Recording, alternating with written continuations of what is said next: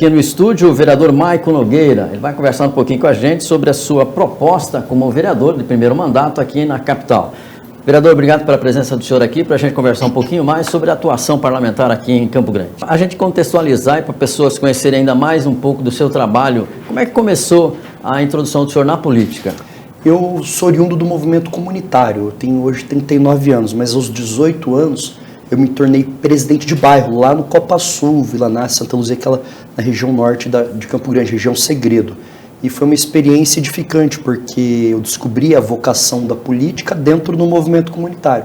Depois eu parti para o movimento estudantil, fui líder estudantil na UCDB, fui líder estudantil na UFMS, eu sou cientista político de formação, estudei sociologia na UFMS. Depois migrei para o movimento partidário, fui presidente da juventude do PMDB em Campo Grande, depois no Mato Grosso do Sul. Trabalhei na assessoria legislativa, na Câmara de Vereadores, na Assembleia Legislativa e no Congresso Nacional. Tive muitos anos dentro do Legislativo e migrei para o Executivo. Aqui em Campo Grande, eu criei a Secretaria Municipal da Juventude. Em 2017, fui o primeiro secretário da Juventude de Campo Grande. Depois, em 2020, fui candidato a vereador, tive 3 mil votos, fui um dos mais votados em Campo Grande. Tive mais votos do que 16 vereadores da legislatura passada, mas pelo sistema de legenda acabei não vencendo a eleição. Voltei a ser secretário da Juventude já na gestão da prefeita Adriane Lopes, inovamos, criamos muitos programas e políticas para jovens em Campo Grande, dando emancipação, protagonismo, emprego para a juventude. Eu acredito que o maior programa social que nós podemos fazer na vida do jovem é arrumar um emprego na vida dele. O trabalho dignifica o jovem.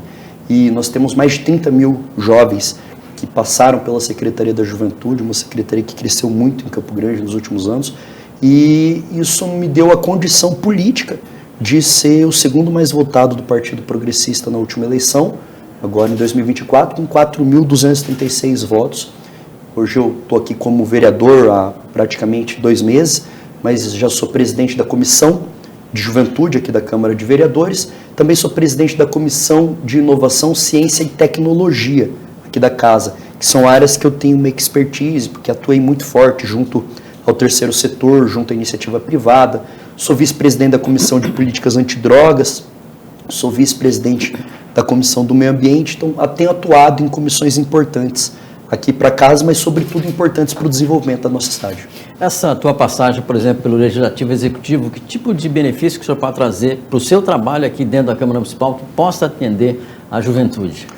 Muito boa a tua pergunta. Para quem está em casa entender, eu, antes de ser vereador, eu fui secretário municipal por 6 anos. Ou seja, se o vereador ele fiscaliza o Executivo e ele cria leis, eu vou fiscalizar com a experiência que eu tive lá, fiscalizar com a melhor eficácia, e também vou criar leis com mais eficácia, porque aí eu não crio dias comemorativos, eu não vou criar datas para homenagear pessoas, eu não vou criar projeto e política que não vai sair do papel. Eu sou muito da praticidade, então antes de enviar um projeto para a Câmara, eu já sentei com o secretário, já sentei com a prefeita, já conheço um pouco da política que a gente quer ajudar. Então eu me proponho, e eu fiz esse compromisso em campanha com as pessoas, de ser um vereador de resultado, não um vereador de números, de leis e leis que não saem do papel. Como você tem experiência nessas duas áreas, a gente sabe, a gente sempre comenta e fala aqui que o maior problema do vereador é que ele não tem caneta, né? É decisão do executivo. Aí, partindo dessa premissa de que o senhor vai entregar sempre um projeto de interesse da comunidade de Campo Grande, fica mais fácil de executar. É muito mais fácil quando você defende um projeto que é viável. Eu queria resolver problema, por exemplo, o problema da saúde em Campo Grande. É o meu desejo, que as pessoas cheguem, tenha médico, tenha insumos e tenha medicamento.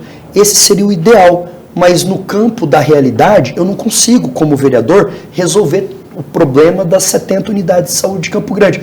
Mas com a experiência que eu tive no Executivo e agora como vereador, eu consigo, numa visita a um UPA, identificar a falta de um insumo ou de um medicamento, ou um problema com a equipe, e eu tenho o WhatsApp da secretária, eu ligo para a secretária, eu ligo para um superintendente, eu vejo no estoque, eu falo com o chefe de outra unidade, se aquele insumo está sobrando numa unidade, pode ser direcionado para uma que está em falta.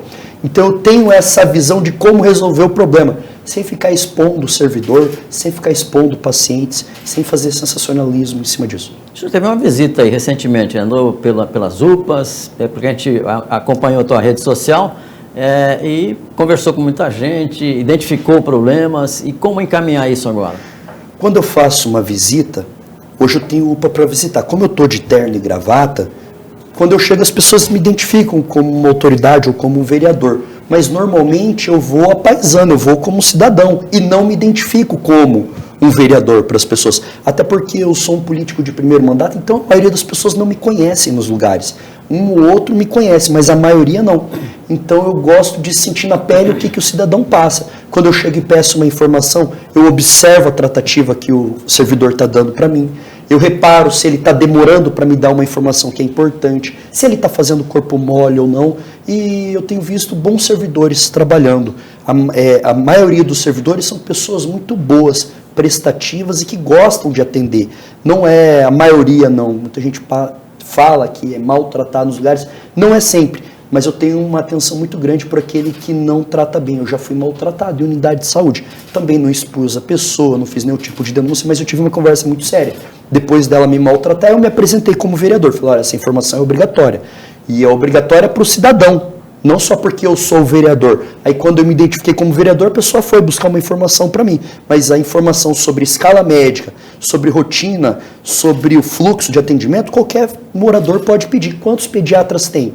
Pode perguntar. Quantos clínicos tem na escala? E quantos estão no revezamento? E qual a hora que vai melhorar o fluxo aqui de atendimento porque os clínicos vão voltar do revezamento? São questões de cidadania que, infelizmente, às vezes a pessoa precisa esperar um político chegar para fazer, mas ela pode, porque a autoridade na cidade é o cidadão, não é o inverso. Então, qualquer cidadão, porque ele está pagando esse serviço, ele pode exigir informações quando ele identificar que o serviço público não está sendo oferecido da maneira ideal. E nessa área da saúde, você tem um projeto, né?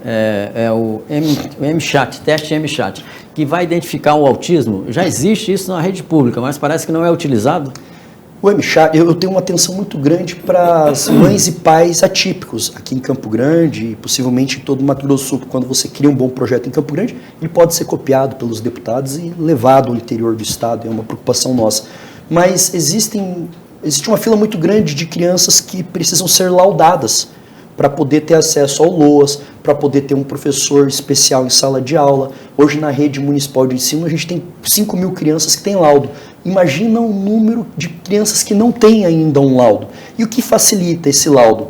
Um teste chamado MChat, que o próprio pediatra pode fazer lá no início, dos 6 aos 18 meses de idade da criança.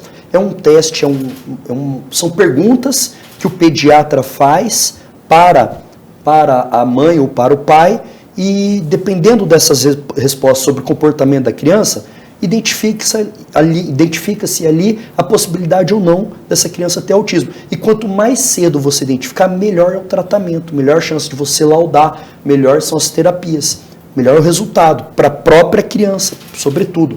Mas isso não é um teste obrigatório, ele é facultativo dentro da rede pública.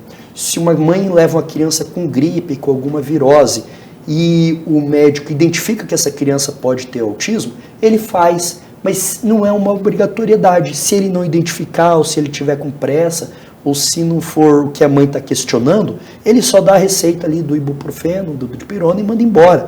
Então, se nós tivermos em Campo Grande uma lei que obriga em todo atendimento de 18 a 30 meses as crianças a passarem por esse teste, eu acredito que a gente vai identificar muito mais cedo e não deixar a criança ser identificada com 3, 4, 6 anos de idade, já está tarde para fazer tratamento.